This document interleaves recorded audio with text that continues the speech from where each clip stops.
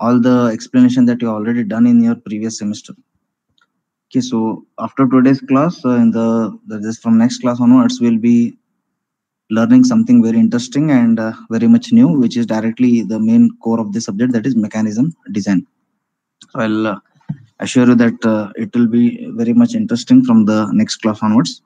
Okay, anyways, we'll wind up with all the inversions that are still pending. Hopefully, we'll finish it today itself.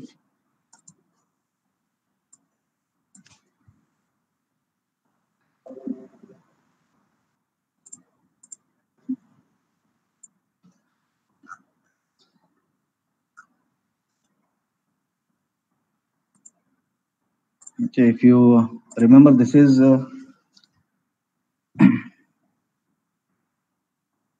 this is last slide that or the last inversion that we have covered in our previous class, that is oscillating cylinder.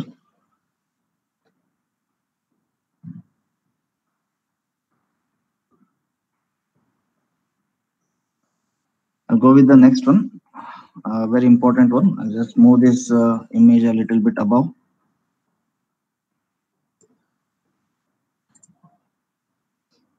Okay, I hope you are able to see this. This is the crank and slotted lever mechanism. It's one of the inversion of single slider mechanism. Since some books it is called as crank and slotted lever, and in some books it is also categorized under something called as quick return mechanism. So to explain the mechanism, first we need to understand why the existence of this inversion is there first of all. Once we understand its basic purpose, then understanding this diagram will be very simple. Okay, so I'm not going to go for this diagram. I'll just directly play the video so that okay, just a minute. Yeah, so here we are having a mechanism. Okay, so this is a red color link, whatever is there, that is nothing but our tool which we are going to use it for the okay, screen is not visible. Just a minute.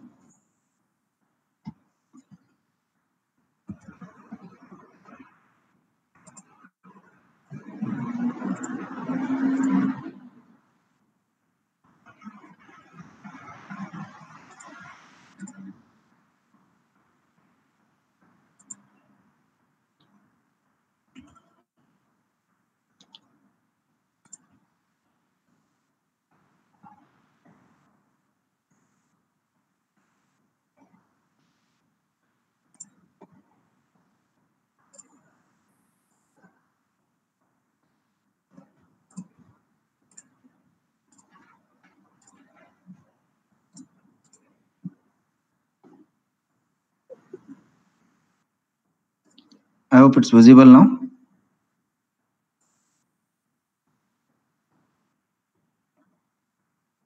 Okay, done.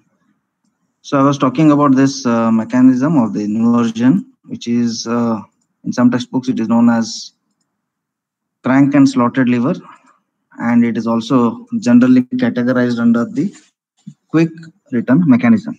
So what we are having here is the red color link. Good afternoon, sir. I'm sorry to, but I guess we missed out recording the class. Yeah. Thank you. Thank you.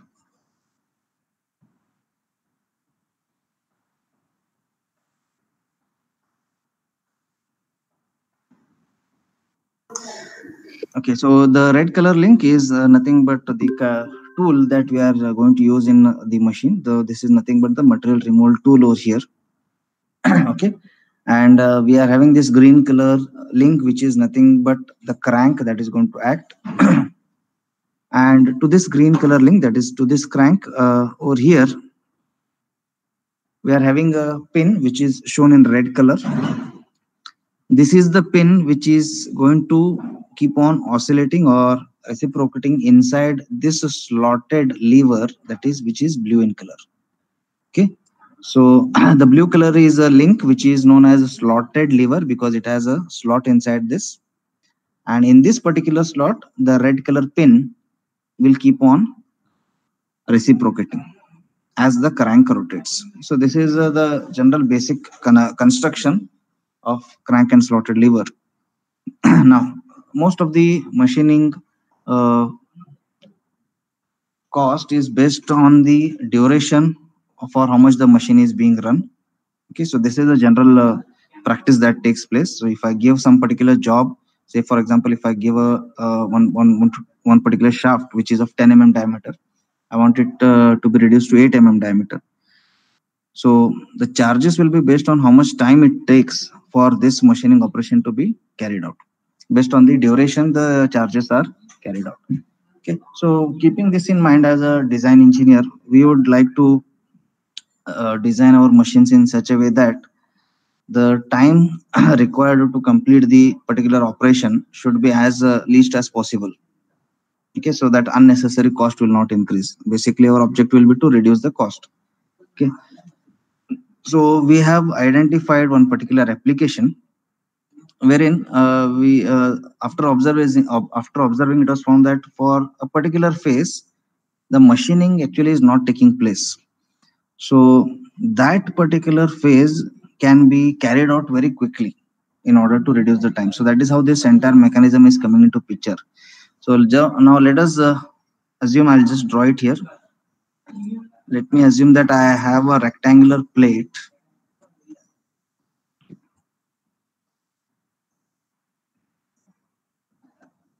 Okay, I have a rectangular plate of some thickness, and in this rectangular plate, I want a slot or a groove to be made like this, which I'm showing here.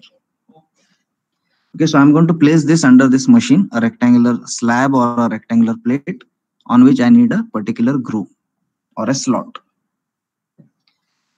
So when the tool, the red color tool, as you can see here, if it starts moving from right side to left side, okay, as I'm showing you the arrow, if it starts moving from right side to left side, we are going to call this as forward stroke. Why we are going to call it as forward stroke is because during this stroke only, the material removal is going to take place. Please note that this tool is a single point cutting tool, and during the forward stroke, the material removal will take place. Hence, I need to ensure that while the tool is moving, since the material is being removed, I don't want the tool to move at a very high speed, or else the tool tip is going to be damaged or it will break. So I need to ensure that while the forward stroking is taking place, it should move as slow as possible. Once it reaches the end point over here, then it has to again go back to its original position to start or to begin the second stroke.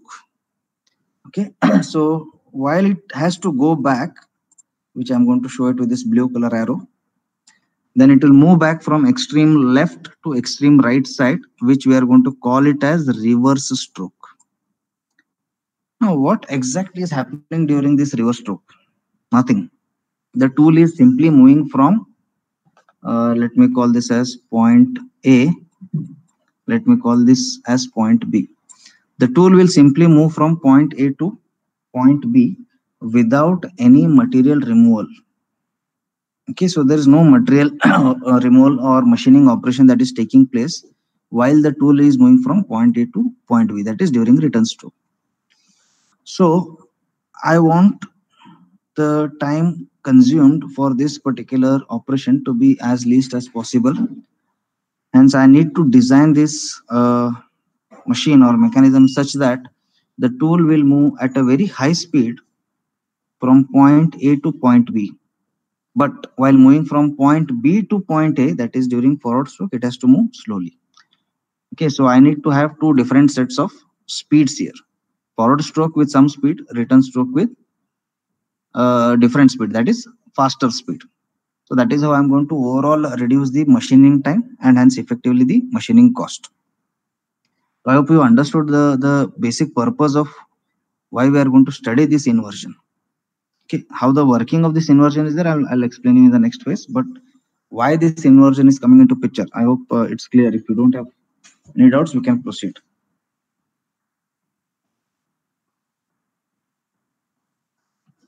Okay, so there are no doubts. I'll just clear the screen over here. Okay.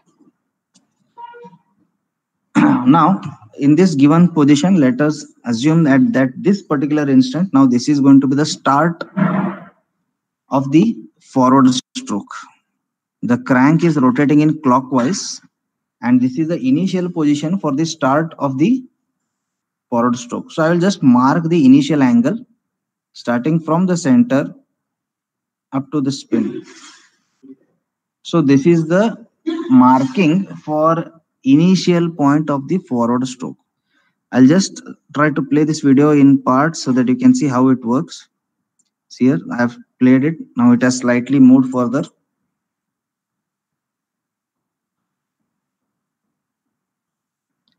The forward stroke is taking place. Yes. Now at this position, this is the end of forward stroke because the tool has moved towards the extreme left side. So this becomes the end of the forward stroke. I'm going to mark, sorry.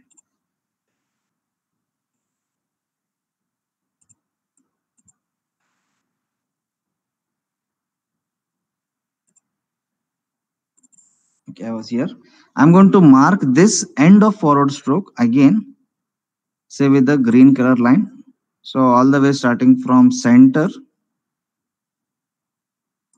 Okay, this green is overlapping, so I'll take a different color. So let me take it red only. So I have marked the start of forward stroke and I have marked the end of forward stroke. I hope it is clear. Okay. Now let us see, just give some name to this forward stroke. Let me use a different color here. So starting from here, all the way up to here. So I'm going to term this angle as beta. Now, how will the return stroke take place? The end of forward stroke will become the start of the return stroke, and return stroke will take place starting from here all the way up to here. So this is the return stroke. Let me call this angle as alpha. Okay. So by a simple observation, it is very clear that angle beta is greater than angle alpha. So that is what I'm writing here. Beta is greater than alpha. Right. It's a very simple observation that which we can do here. Since angle beta is larger, it is going to take more time to cover the angle beta. Similarly, since the angle alpha is a very shorter angle or smaller angle, it is going to take less time to cover that much range of angle.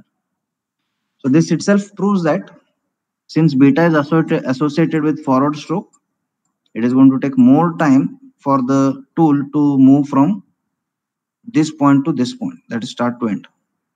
So beta is the forward stroke. Similarly, alpha is the return stroke, which is very short, and hence the time required for the tool to move in this particular angle range will be very short.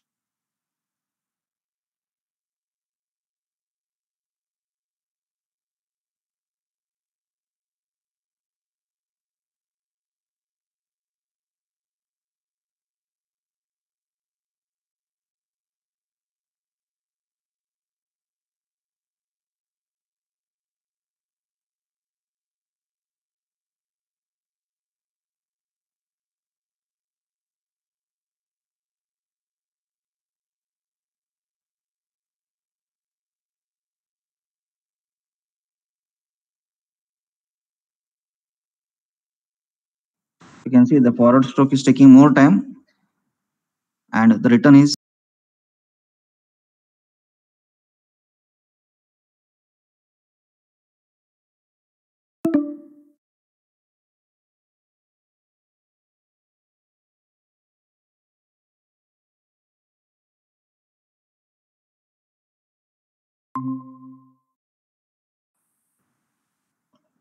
okay. So now let us go back to this diagram which we were talking about.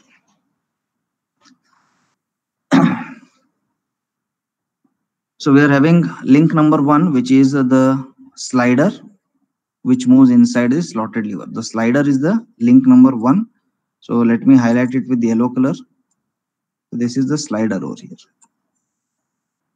Then we have crank number 2, which is nothing but the crank, which I'm highlighting with green color, that is BC, happens to be link number 2, which rotates about the point C. Link 3 is the fixed link, CA, as you can see over here, mentioned in this fashion. And the last one is, that is link 4, is the slotted bar or slotted lever, which is from point P to point A.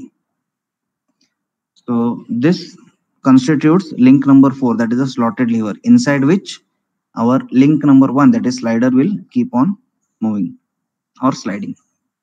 Okay. Now, again, explanation from the video point of view only. When this is the tool over here, you can see the tool, and they have told that the cutting stroke is from left to right and return stroke is vice versa.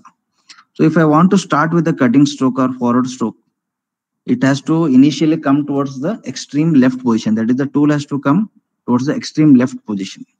In that case, our slider, which is labeled as B, it will come to B1 position as shown in this figure. So when I move this towards the left side, the slider B will come to B1 position. Okay, this is the initial setup or initial condition for the forward stroke. So once the cutting stroke or forward stroke takes place, the point B1, that is the slider, from position B1, it will move to B2, covering an angle of beta. Okay, so when it comes to B2, it marks the end of the cutting stroke or forward stroke. Again, from B2 to B1, this is our return stroke, which is highlighted by an angle of alpha degrees. So whatever I had drawn on that video image itself, the same thing is explained here. So as we can see, angle beta is greater than angle alpha, which proves that the return stroke requires less angle and hence it requires less time to operate or carry out that particular process. Okay. Now here, again, one might ask me the question. At the top, you can see that there is connecting rod. Okay, we are having a tool over here, but we are not mentioning this connecting rod or the tool as a link. They are not mentioned as a link. I'll just draw one rectangle over here, which will give an insight of what exactly this inversion is. Our inversion is only this much part. Whatever rectangle I have drawn, within that rectangle, all the 4 links are constituted.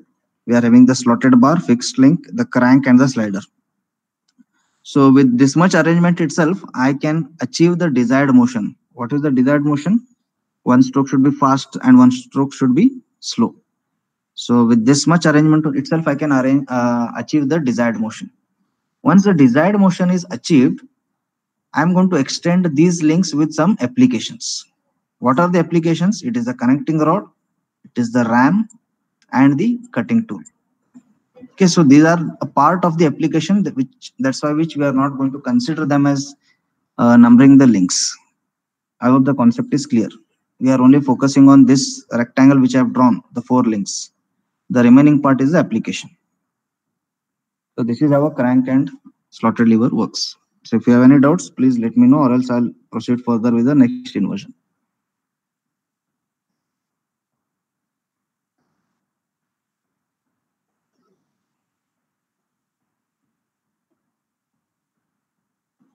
Okay, I'm not getting any doubts, so I'll be moving towards the next inversion, that is known as rotary engine.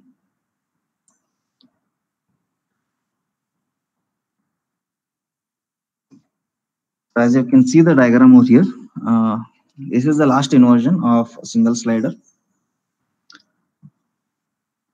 We are having an assembly of a piston and cylinder, and there are such 7 assemblies which are mounted in a circular fashion as shown in this diagram. Okay, so there are about 7 here, I think. Yeah, 7 piston cylinder arrangements. For rotary engine, you need to have some odd number of arrangements to achieve the proper balancing of the entire assembly. Okay, so we can use 7 or 9 or 11 depending upon the capacity and power needed.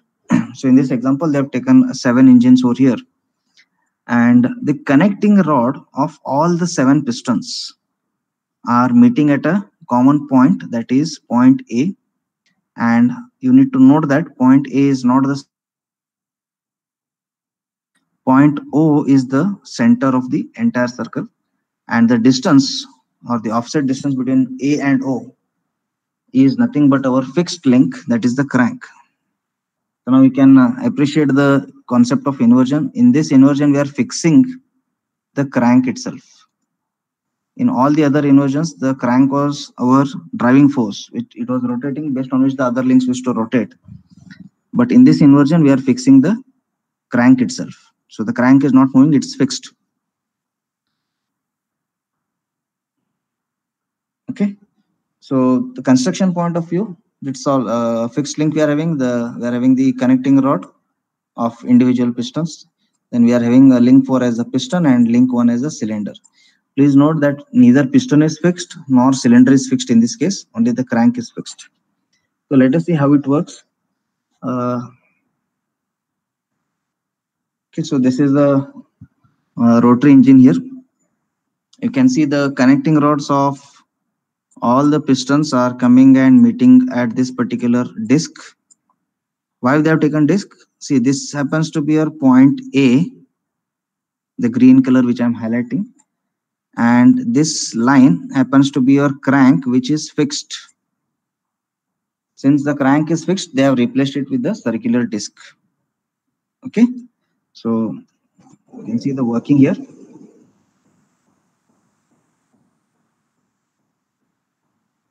So as the entire assembly is moving, or as the entire assembly is rotating, you can notice that the connecting rods of individual pistons are reciprocating. Okay, as the connecting rods keep on moving, the pistons are automatically reciprocating inside the cylinder. But this is not how the rotor engine works. So we cannot show you the exact working of rotor engine while it is in motion. Actually, what happens is, as and when the piston starts working or the cylinder will start firing, and the pistons will keep on moving, due to which the entire assembly will start rotating at a higher speed. But in this video example, the piston and engine, they are not in working condition. So instead of making the piston move, he is making the entire assembly move, due to which the pistons are reciprocating. So he is just showing you the vice versa of the working of this equipment. In reality, it works like when the pistons start firing, then the entire assembly will start moving. Okay, I hope it's clear. I'm playing the video once again.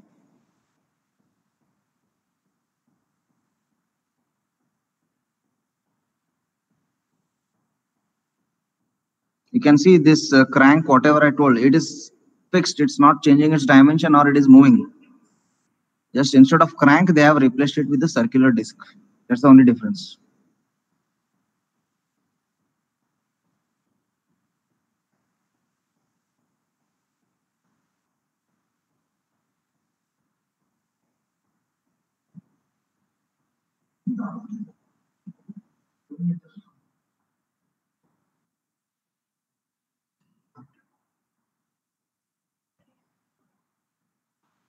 I hope it's clear.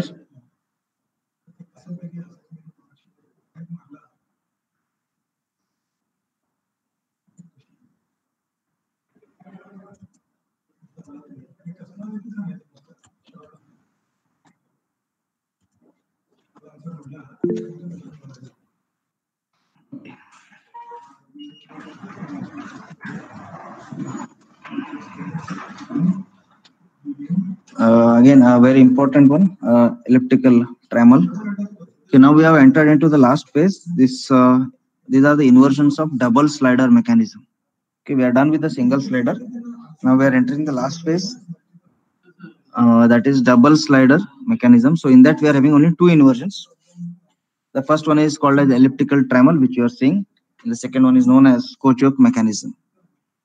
Again, the construction of elliptical trammel is very simple. whatever plus sign you are seeing here, this is nothing but a slotted bar, which is known as trammel. Okay, I'm sorry. Okay. So the slotted bar is known as trammel. The slotted bar is fixed, and inside this slotted bar we are placing two pistons. This is the first piston, which is labeled as P, and this is the second piston, which is labeled as Q.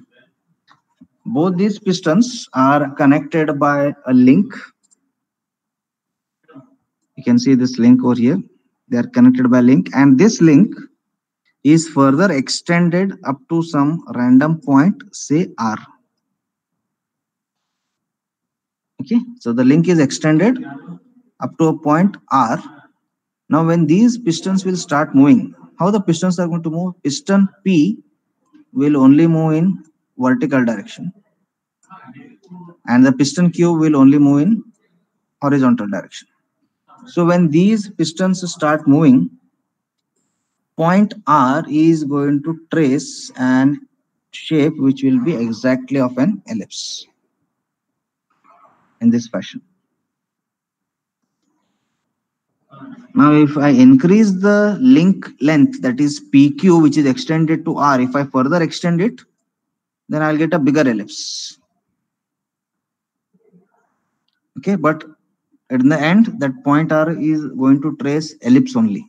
Only thing is the major and minor axis will vary depending upon the link length, but it is going to trace an ellipse. Now, out of all these inversions, this is the only inversion which does not have which has a proof, that is you need to prove here that point R is going to trace an ellipse. Unfortunately, the slide has got deleted. The derivation or the proof is involving of only 3 equations. Just 3 equations you need to add, and the proof will be over. So it's not a difficult one, very simple one. But I had prepared a slide. It's not. I think it got deleted, but I'll show you in the next class. Let us see how the working of this elliptical trammel takes place here. As I said, this green color portion is known as the trammel. So this green color trammel is nothing but it is a fixed one.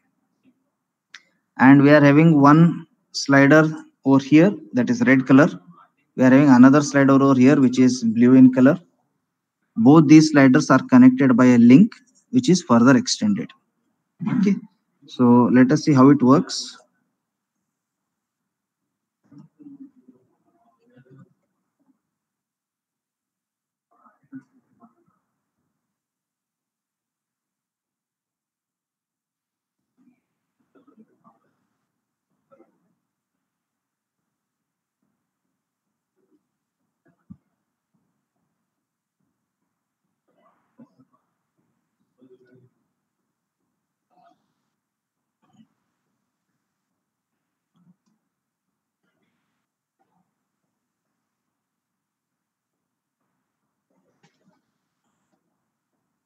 Just try to observe the end point of the brown color link.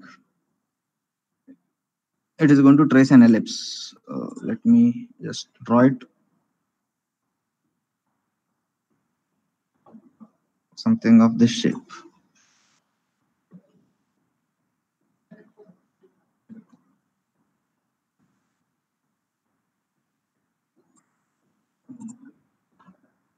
Right, I hope it is clear, the concept.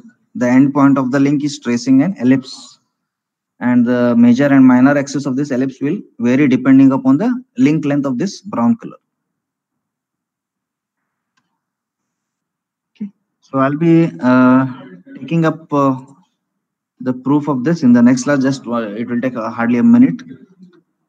So this is the first inversion of double slider chain. Now we'll go for the last inversion, which is known as Scotch yoke mechanism. Okay, so this is having similarity to the previous one. That is, it is also having a trammel, okay, which is of shown in the plus symbol. The trammel is shown, but here please note that the trammel is not fixed. So whatever you are seeing, this plus symbol, that is the trammel or the slotted bar, it is not fixed, and it is having motion available to it. That means there is no constraints. And again, as usual, there are two pistons labeled as P and Q as shown in the figure. These two pistons again they are connected by a link. Okay, so what is fixed here is one of these two pistons. So in this case, they have fixed this piston P. So here piston P is fixed. Now, just imagine if the link 2, which is the crank, if the link 2, if it rotates in this direction, okay, if it rotates in this direction, then the slider Q has to come down. If the slider Q has to come down, then the entire trammel, which is of plus symbol, it has to move in the positive x-axis in order to ensure that the point Q is following this particular arc. So to follow this arc, then the trammel has to adjust itself by moving in the horizontal direction, and thus the inversion is going to take place. So as you rotate the crank, or as you rotate link number 2, the entire trammel is going to reciprocate along x-axis. A very simple example that I can give you is of your door locks. So your link number 2 is nothing but the knob of your door lock. As you rotate this door knob in, say, clockwise direction, this portion of the trammel will move in x-axis. So suppose you have a hinge over here, something like this. So moment you rotate link number 2, the entire trammel will move towards the right side and it will go and get locked inside the hinge. Once again, if you rotate the link 2 in anti-clockwise direction, the trammel will move towards the left side and it will unlock the door. So these are the mechanisms which are used in the door locking systems. I'll just show you the video of this. It will be more clear.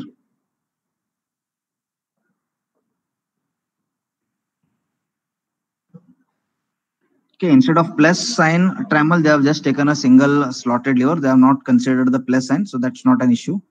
But you can see as it is rotating, to incorporate that, the entire trammel, which is black in color, the entire trammel will translate or reciprocate in the x-axis direction, plus x to minus x. So I hope this concept is clear.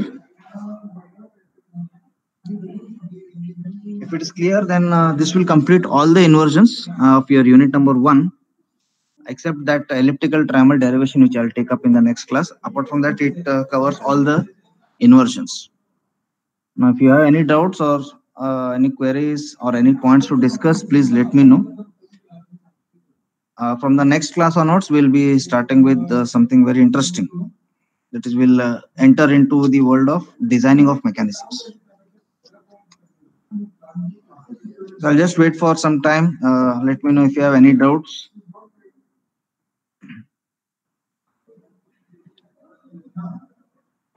If you don't have any doubts, then we can wind up today's session.